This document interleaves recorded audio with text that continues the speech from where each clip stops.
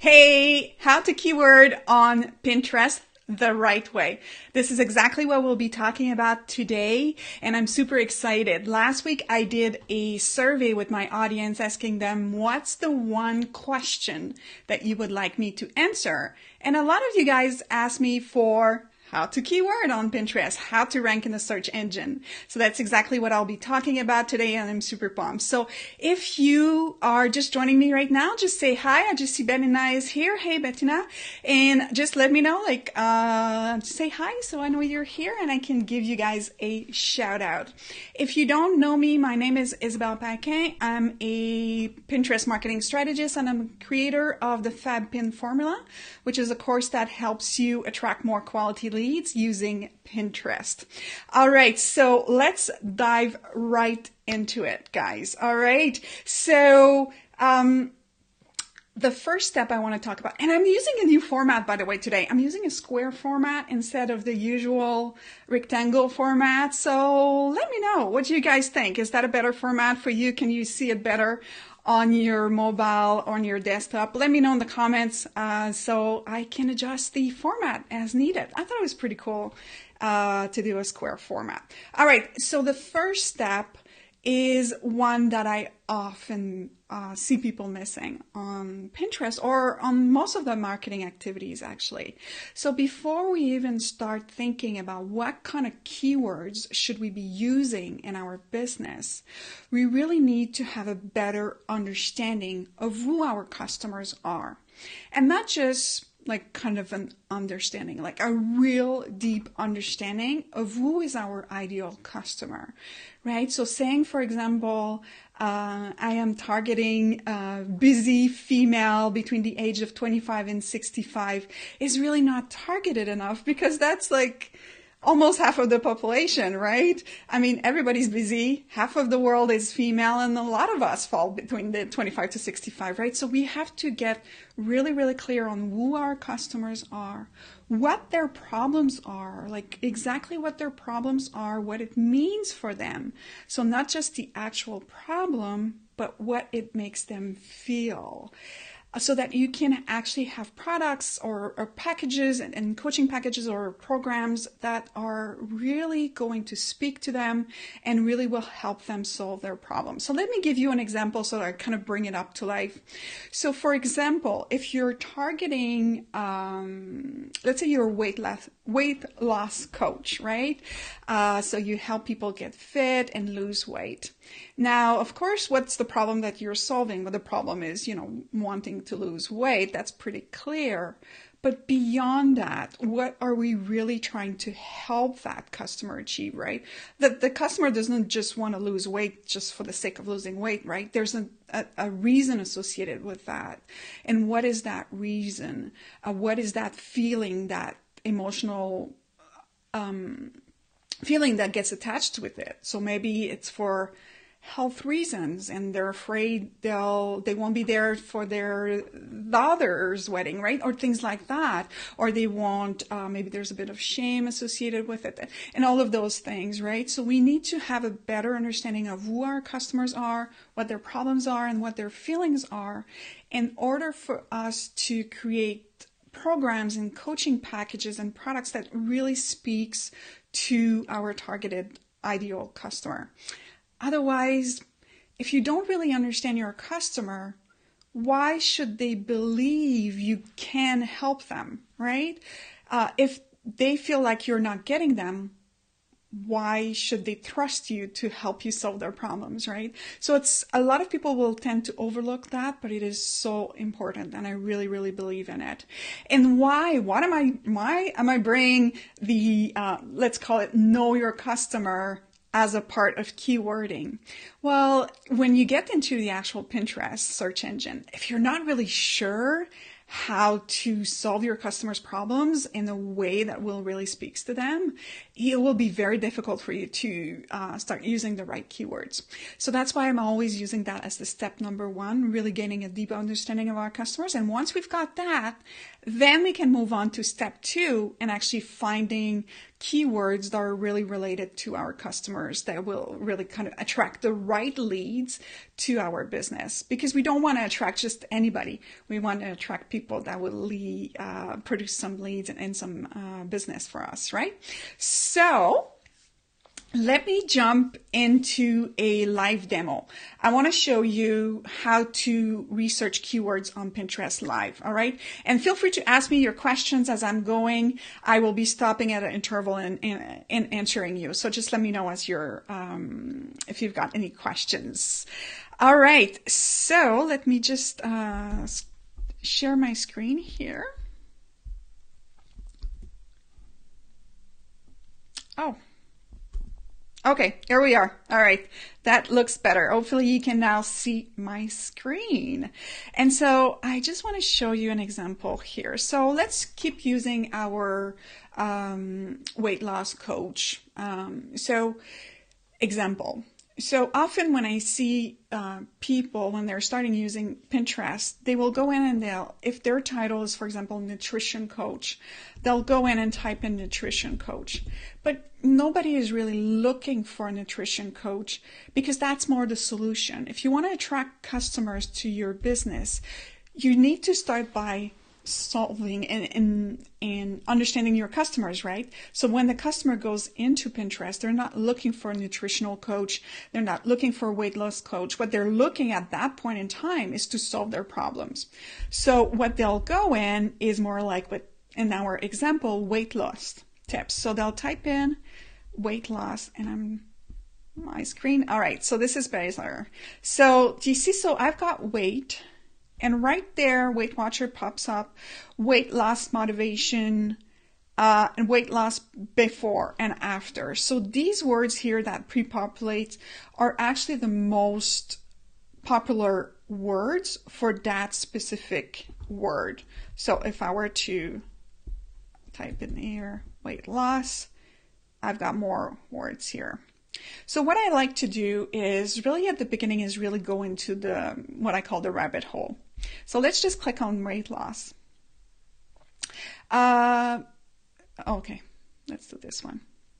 All right, so here when we see weight loss, so I know it's a very popular keyword for that, right? So people are looking for weight loss before and after pics. They're looking for weight loss meal plan, recipes, soup, and tips. So now I can start creating content that will answer those questions or those things that people are searching for, because Pinterest is actually showing us exactly what people are searching for. So it really takes the kind of the confusion away of trying to figure out what keywords to target, because Pinterest tells you like, hey, this is what people are searching for. These are the most popular keywords. So then what you can do as well is once you have this information, once you know those keywords, you can also look at the content below. And you can use that information to help inform what kind of content you can produce, right? These are in order of popularity. For a lot of the time, like the very popular pins will pop up at the very top. So, you know, for example, in this one, that's an infographic. And so you can see that, oh, for weight loss, actually, infographics tend to do very well. So that's a good indication, right? So let's look also at weight loss before and after pics. So now you see there's a lot of content like that as well. So there are very good indicators of keywords. So once you see those keywords, once you've identified which one are actually ranking in the search engine, it's really just a matter of identifying them, going down the rabbit hole, really looking and searching and putting yourself in your customer's shoes, really using the search engine for what it is and finding those keywords that people are using and are searching for. And then giving them that. If somebody is looking for weight loss tips, well, create content that's related to that to help your customers understand how they can start doing the first few steps of losing weight and then bringing them on board to your business as part of a email sales funnel, right? Which is a completely different conversation. But really, keywording on Pinterest is really relatively simple because Pinterest tells you exactly what is the most popular. All right. So, so now that you know your customer, you've got your keyword search in Pinterest and you went down the rabbit hole. The next thing that is really important to do is to create a bank of keywords, right? Because you don't want to have to do a keyword research every time you're searching for keywords. That would be a lot of time wasted, right? So create an Excel sheet. So for example, in our example here, and let me just take you back to the screen share here. So we've got weight loss. I would create an Excel sheet that I would use, right? Just an Excel sheet or a number sheet or whatever it is that you use, Google Sheets. And I would create columns. So I would have a column, the header would be weight loss. And then under that, I would have weight loss before and after pics. On another line, I would have weight loss meal plan, weight loss recipes. So I have now a bank of keywords to target. I've documented that, so I don't need to redo the research all the time. All right. And so that is a huge time saver. Not a lot of people talk about this. But it is so important in order for really for you to perform on the platform, because you need to have those tools in order for you to be efficient and really save time, right? So you'll have all your keywords in one place, and you can just use that and really and start producing content around it. And now the last step, the step 4, is really around creating and content and putting those keywords everywhere. Okay. So for example, weight loss before and after pics, I would create a board for that. And I would add a whole bunch of information in there that relates to the content that ranks for that keyword, right? I would have another board for weight loss meal plan. If that's something that I do and that's relevant to my business, I would have that because I know it ranks highly in the search engine, and so on, right? I would have one for weight loss tips, and you can see how you can create several boards all around one theme that will allow you to attract your ideal customers to your profile and to eventually to your site as well, so you can drive more traffic to your site. So you would use your keywords in boards. You would use your keywords on your profile. You would use it in your pin descriptions. You would also use it in the title of your post. So I would create a best weight loss before and after pics transformation post, and I would just pin that onto Pinterest and then start capitalizing on this keyword that, you know, for weight loss before and after pics seems to be the highest ranking keywords based on our research that we just did there. All right. So, that's really it in terms of ranking on the search engine for Pinterest. If you master those 4 steps, you will have been ahead of the game more than a lot of people out there who take more of a guessing approach when really the information is right there. It's right in front of us. All right. So I hope you found this helpful. I will be taking questions as well. Just before I go on to question, I just want to make sure, guys, if you, wrong screen. All right. So if you're not part of the Rise Up Entrepreneurs group yet, I would love to welcome you as part of it. So just go into Facebook and search for Rise Up Entrepreneurs. I will also put the link below this video right after this. And it's a community where we share tips and we help each other grow using the power of Pinterest. So I would love to welcome you as part of it. And as well, if you haven't downloaded your roadmap yet, there is a free roadmap that I offer. It's called the Fab Pinterest Roadmap, and it gives you 5 simple steps to get started using Pinterest. And it's just 5 steps, and you can get on your way to having a successful start on Pinterest. You can download it. I've got the link above this video, and I'll add it as well at the bottom of this video a little bit later on.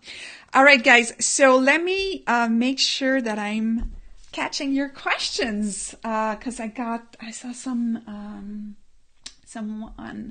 Betty saying, Betty is asking. Oh. Okay, guys, I can't. Okay, I gotta love technology.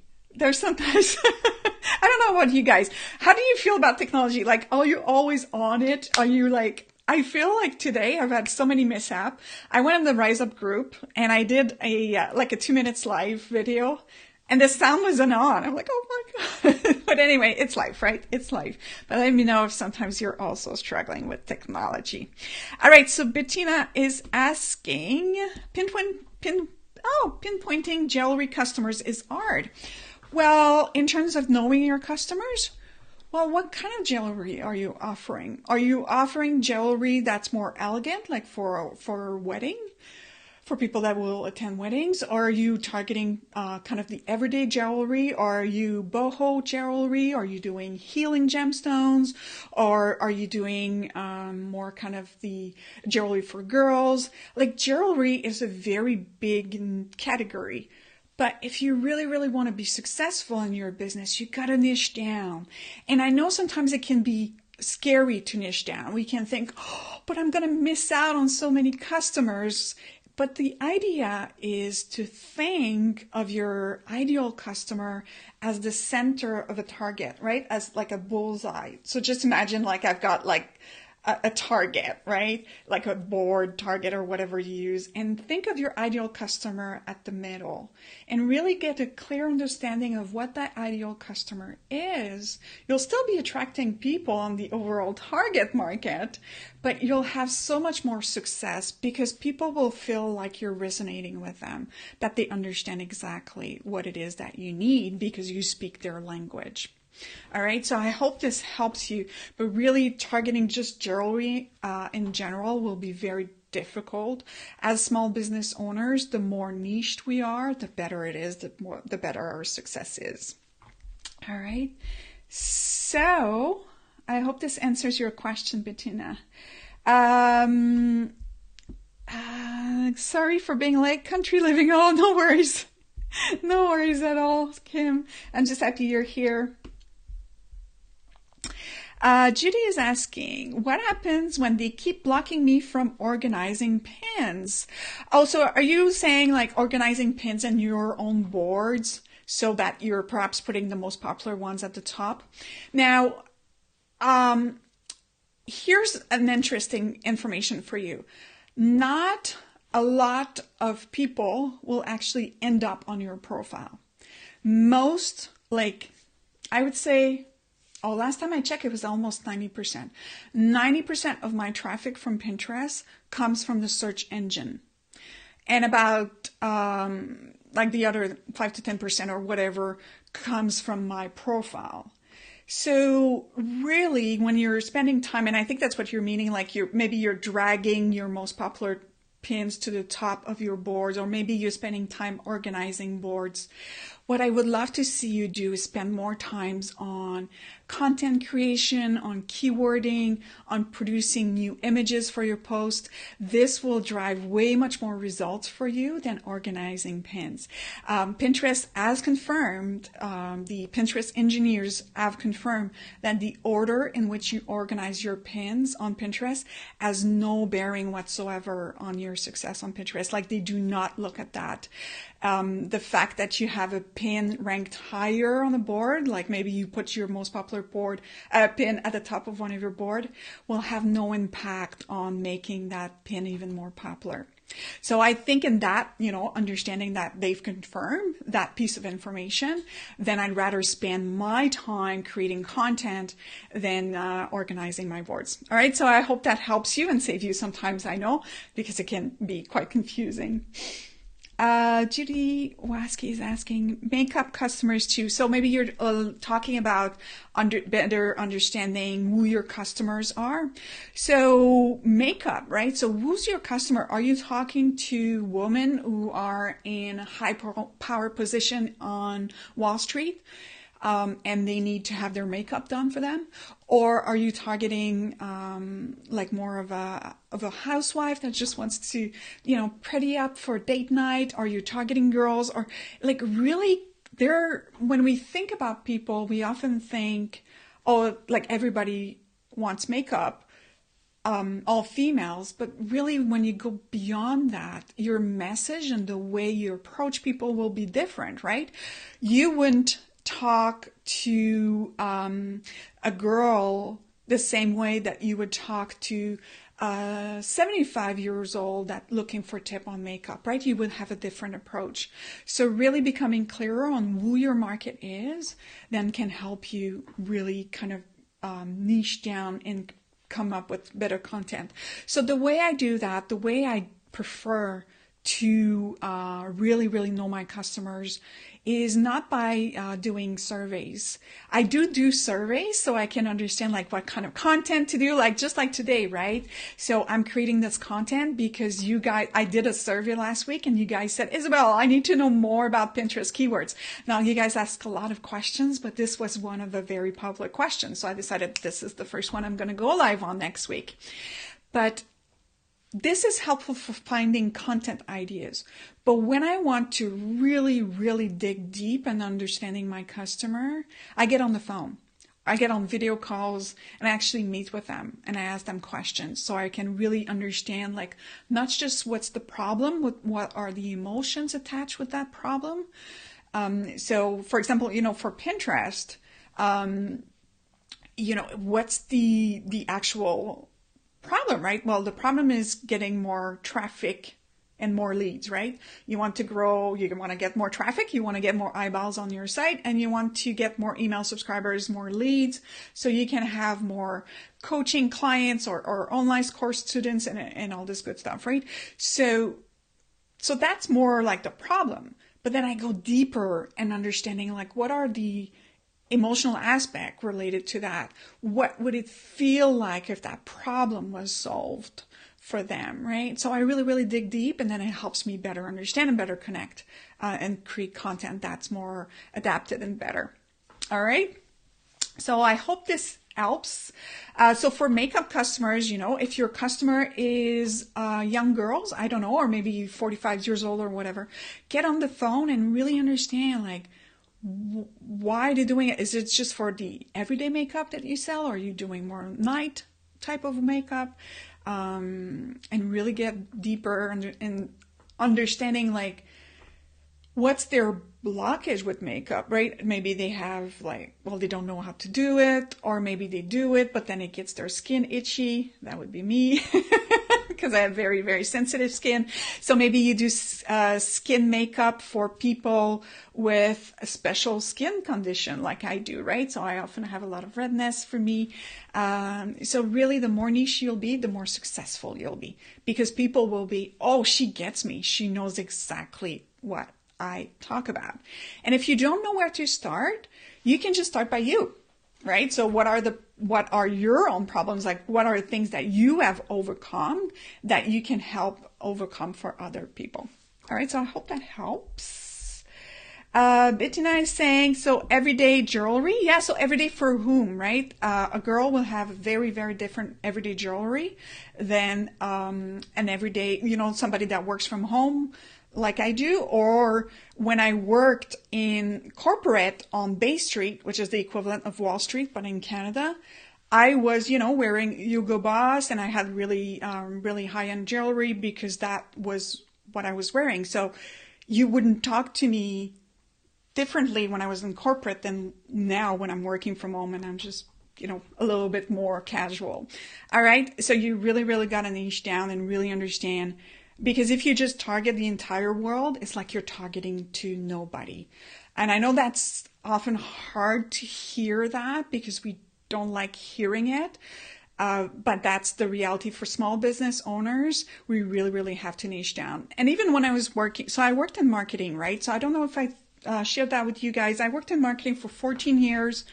And I work for very large corporation. I work for TD Bank, Home Depot, Citibank. So if you're in North America, like these are large organizations, and we would have very specific segments, for each of our target customers, right? So that we would be able to talk to them in a very way that would relate with them, right? So for example, the mortgage needs of somebody that just arrived to Canada as a new immigrant would be very different than the mortgage needs of somebody else, right? So we would go and have those very, very targeted segment, even if we were a super large company. So I really, really encourage you to niche down and not be afraid of it. That's when they say the riches are in the niches. Whatever.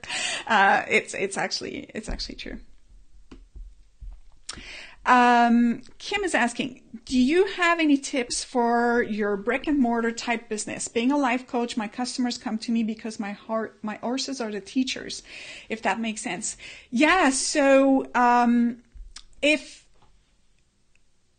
so what I would love to know is, are your customers only local customers? Like, I think you help kids, right? Through you help kids through therapy, through using your horses.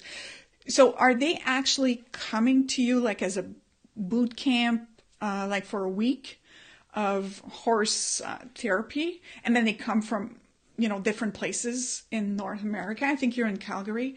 Or are they just local? If they're truly, truly just local, Pinterest, like, I want to be very honest with you. If you're only doing local, Pinterest is a very difficult way to go about that.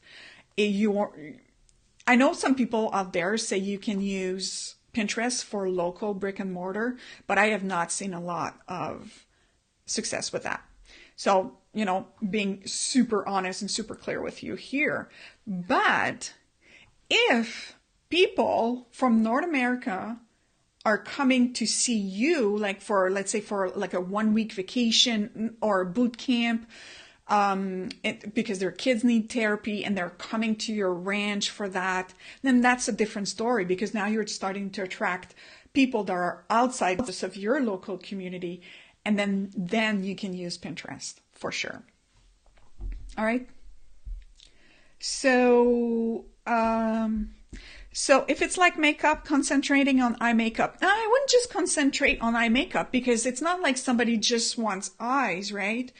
People want the eyes, they want the lips and all that. But I would concentrate on a typical, like, who do you want to serve, right? Like the examples that I was giving. So focus more on a type of person, like a segment of the population, than on a segment of the face. But it's nice saying, okay, she understands that. Awesome. Perfect. That's awesome, Kim. My son as a young adult has autism. Yeah, for sure. What Kim is doing sounds really, really cool.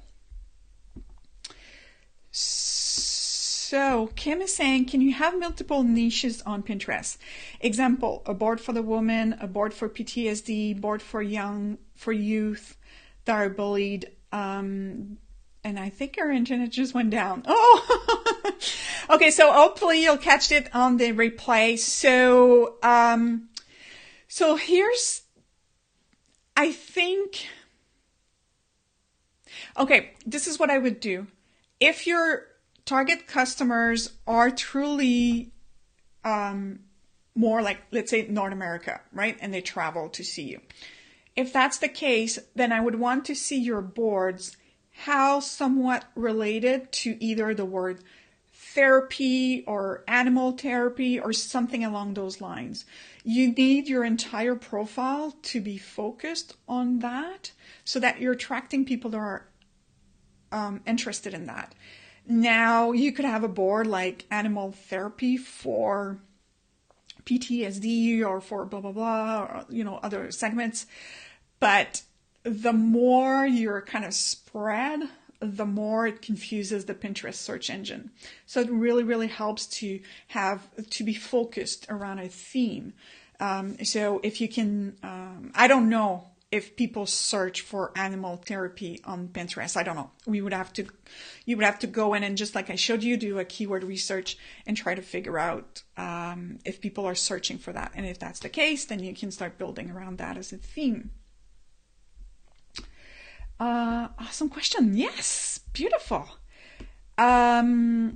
So Judy is saying, I am trying to recruit and marketing to older women, more settled with older kids. Yeah. So now that's a bit more of a niche, right? So you're talking to empty nester. So they would have a very different type of needs than a young girl would have. So now you're starting to get closer to it. And Kim is saying, all right, thank you. So beautiful, guys. So we've been going on for half an hour already. So if you got any other questions, feel free to come in the Rise Up Entrepreneur group. Let me just pop it up again here on my screen. And I would be lovely to answer your questions there and welcome you as part of the community as well. All right, guys. So if you got any other questions, just ask them in Rise Up Entrepreneurs. I am more than happy to answer them. All right. Hope you found this helpful. Let me know. And if you feel like your friends would benefit from hearing from keywords search on Pinterest and learning how to rank in the search engine, please share this with them. It would make my day. All right. It's so lovely to be working with you all, ladies. I really enjoy Thursdays are one of my favorite time. I come live every Thursday at 2 p.m. and it's 2 p.m. Eastern, so whatever that is in your time zone. So that's like 11 a.m. Pacific. And then in London right now, it's 4 hours later, so it's 6 p.m. All right. So yeah, it's one of my favorite time of the week to come and chat with you ladies. All right. So enjoy. Have a great day. And I'll see you next week.